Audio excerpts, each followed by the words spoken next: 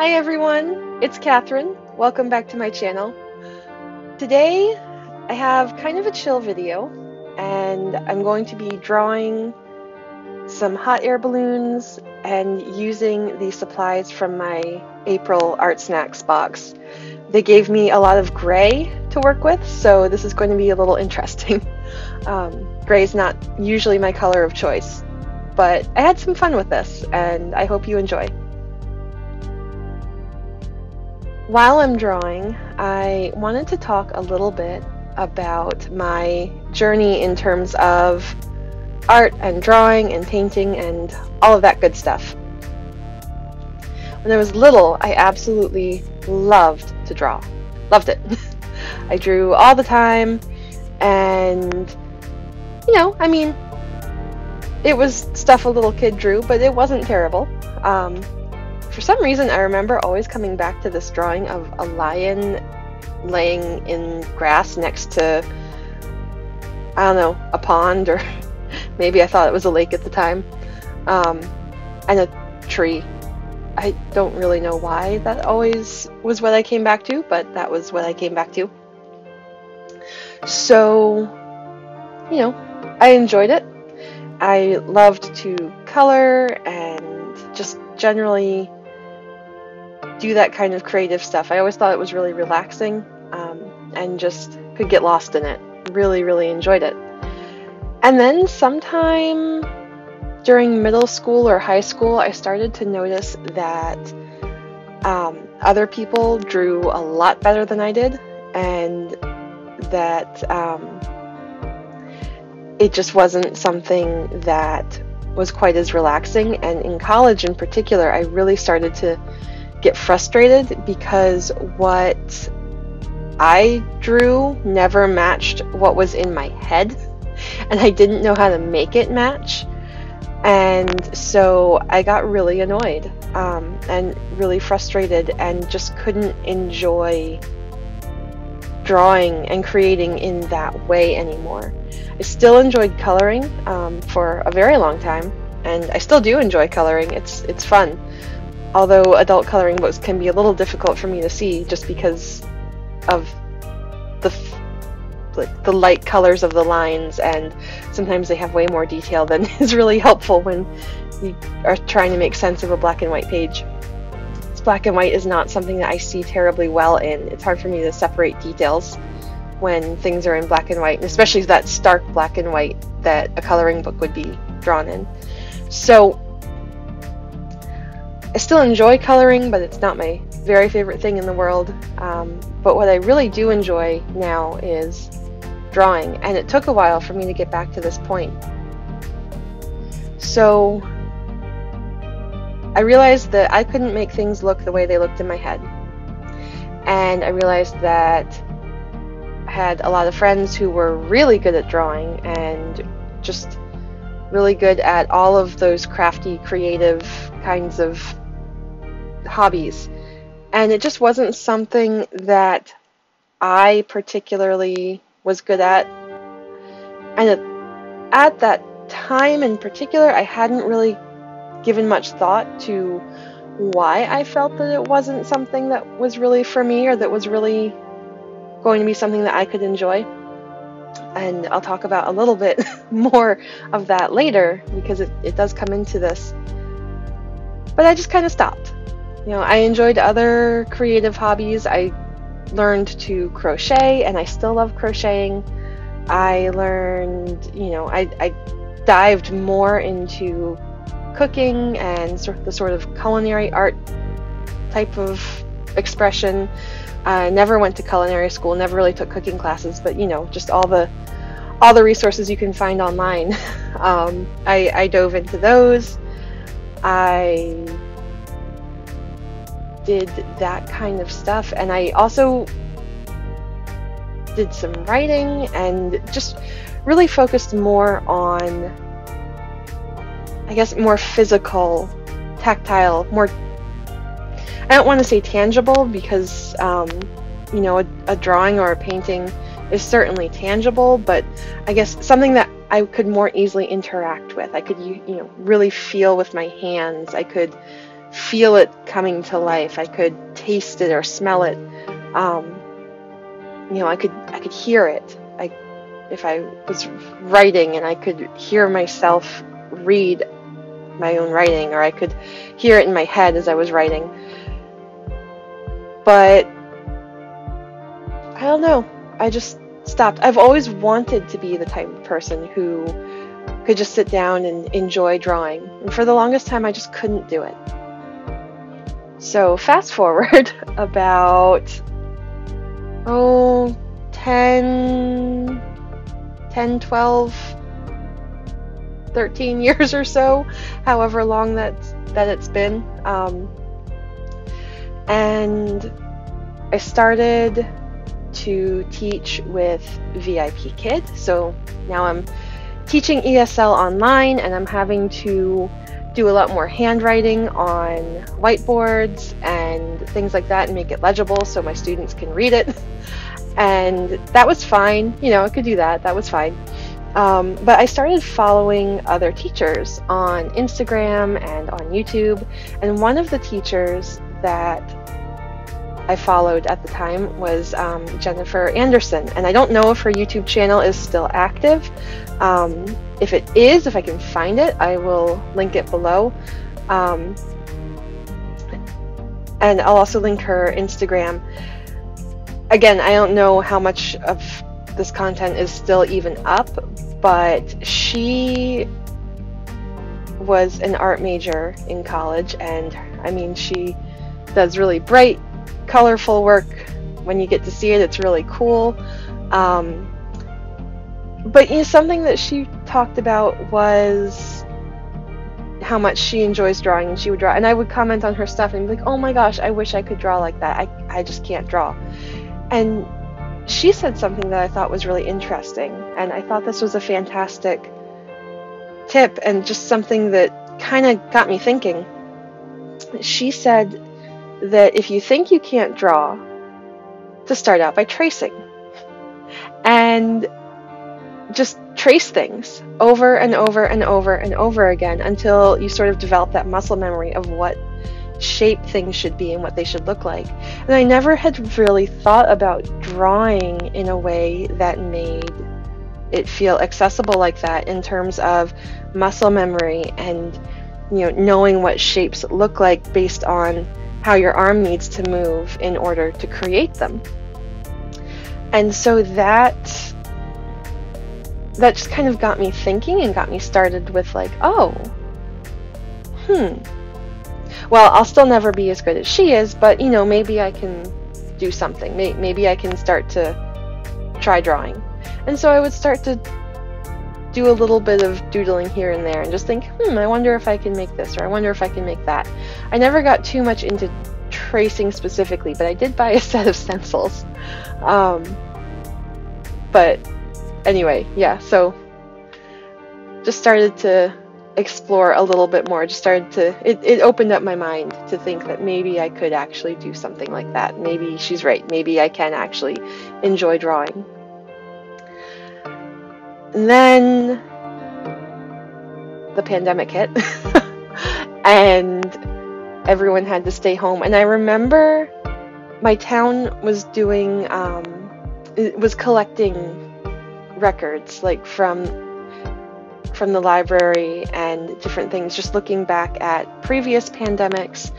And they had said, anyone who wants to submit journals or records or anything from this time period, now that we're in, just for history's sake, to please do so. And everyone, online and all, were like, everyone was talking about, people should really be journaling right now and writing down what's happening because this is history. And I mean, that's true, it is. But that got me thinking, I should journal, because they're right. This is a really big deal. This is something. And so I started out. I've tried journaling on and off for practically my entire life. And I always end up kind of leaving it behind, because that idea of sort of long form writing every day, I love the idea, but if I don't have anything to say, I don't have anything to say, and I don't like to just sit there and try and force something to come out in a journal when I just don't feel like writing.